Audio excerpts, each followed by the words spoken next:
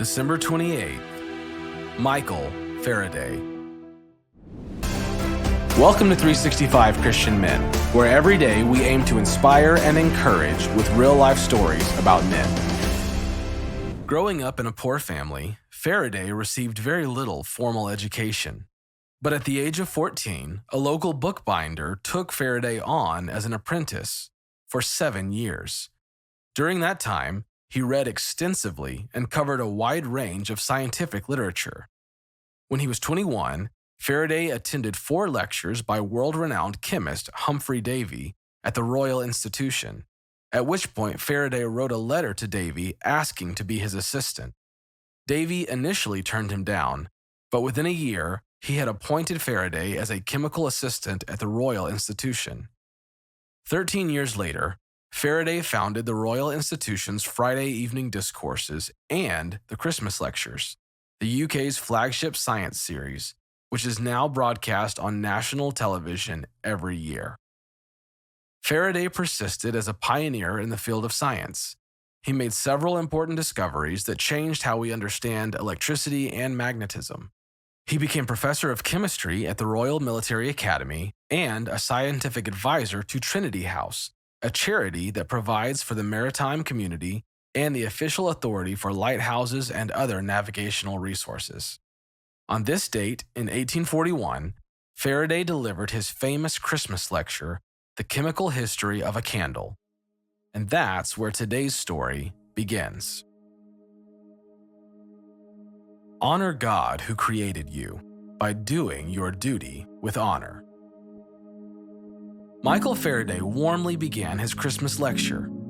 And now, boys and girls, I must first tell you of what candles are made. His smile immediately captured the evening's crowd of several hundred people who had gathered in the familiar lecture theater. The people watched as he described the qualities of various types of candles, which had been gifted to him for the lecture. He delightfully detailed how each type of candle had been created and which types would burn with greatest efficacy. Observing 2 cosmetically beautiful candles designed to cast shadows as they burned, as a glowing sun above the bouquet of flowers beneath, Faraday said, "All, however, that is fine and beautiful is not useful. These fluted candles, pretty as they are bad candles. They are bad because of their external shape." Faraday then pulled an old, cracked candle from his collection and raised it in one hand for the room to see. He said the candle had been salvaged from a deep shipwreck after more than 50 years in unfavorable conditions. "I have here a candle that has been taken out of the Royal George, it is said by Colonel Charles Paisley. It has been sunk in the sea for many years, subject to the action of salt water. It shows you how well candles may be preserved, for though it is cracked about and broken a great deal, yet when lighted, it goes on burning regularly, and the tallow resumes its natural condition as soon as it is fused." Faraday then lit the wick of the shipwrecked candle and revealed a strong, golden flame.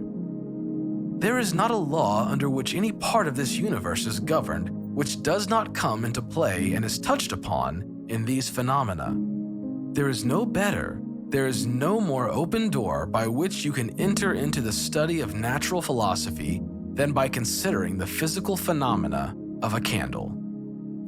The crowd watched in fascination. As he lit several types of candles, Faraday made his way through the outline of his lecture and experiments, pointing out scientific observations as he went, from how old candles burn without immediately being consumed, to how candles can remain a solid and liquid simultaneously.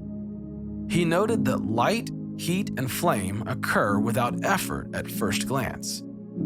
Then, he identified the vast array of chemical and physical interactions that actually made these simple aspects of a candle possible. A miraculous, complex harmony of natural laws at work. Natural laws which Faraday's faith caused him to attribute to the reliability of God's laws. You would hardly think all these substances which fly about London in the form of soots and blacks are the very beauty and life of the flame, Faraday said.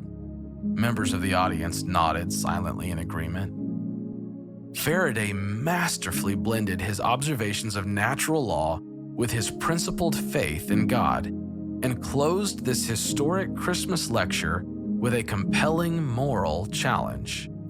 Indeed, all I can say to you at the end of these lectures is to express a wish that you may, in your generation, be fit to compare to a candle, that in all your actions you may justify the beauty of the taper by making your deeds honorable and effectual in the discharge of your duty to your fellow men.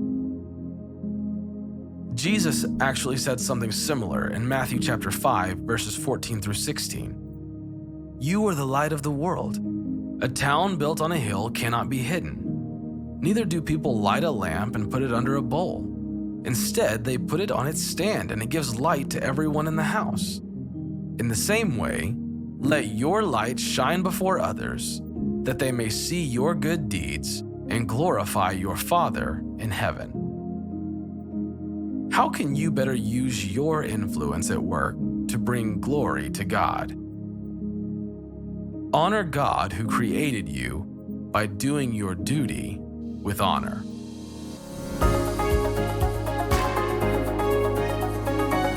Hello, my name is Garen Sproul, the founder of the Alignment Group. Today we're learning about Michael Faraday. As I think about him, I remember a song that goes, "This little light of mine, I'm gonna let it shine." Have you ever heard it before? Sing it with me. This little light of mine, I'm gonna let it shine. Are you letting your light shine? What if you were created for just one moment when your light was supposed to shine? Would you hide or would you let it shine? You see, God has called us and He's created us for a purpose. There are going to be many moments in our lives when our light is supposed to shine. And sometimes we're packed with so many other things, life, trauma, all kinds of hardships. Sometimes you feel shipwrecked, and we hide versus shining. That reminds me of another song. Hide it under a bushel, no, I'm gonna let it shine. The whole point is you are to shine. And it doesn't matter what's going on in your life. I promise you, you're still supposed to shine. Sometimes you hear, those stories where it says diamond in the rough, or you find a gem amidst all the clutter and dirt. And I know life is hard, or it can be hard. And it's not just financial, it could be spiritual, it could be mental, it could be physical. Life can be tough, and you still have a light that is to shine. God has created moments, intersections where people are going to meet you. You're going to be like the lighthouse in that rough, stormy sea, and people just want to look and see hope. Maybe you're that hope, but you gotta let your light shine. Let it shine, let it shine, let it shine. That's my challenge for you today.